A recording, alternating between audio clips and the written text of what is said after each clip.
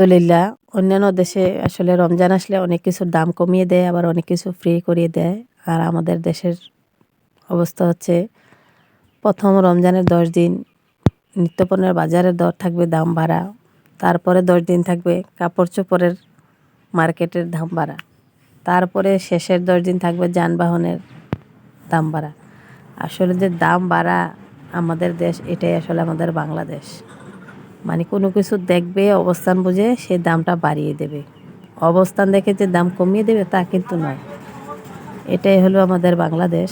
বিভিন্ন দেশে শুনি যে অনেক কিছু ফ্রি করে দেওয়া হয়, অনেক কিছু দাম কমিয়ে দেওয়া হয় নিত্যপণ্যের। আর আমাদের দেশের দাম রমজান আসলে বিভিন্ন প্রেক্ষাপট সমস্যা দেখা দিলেই দাম বাড়িয়ে দেয়। আসলে এটাই আমাদের দেশ, এটা আমাদের দেশের দোষ না, এটা আমরা জাতির দোষ, আমরা মানুষ জাতি।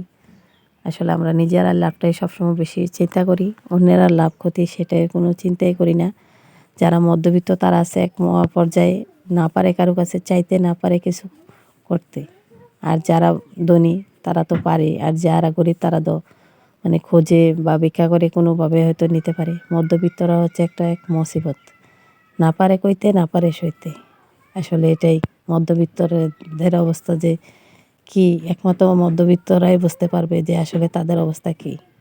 নিত্যপণ্যের সব কিছুর দাম বেড়ে গেলে যে কতটা কষ্ট হয়।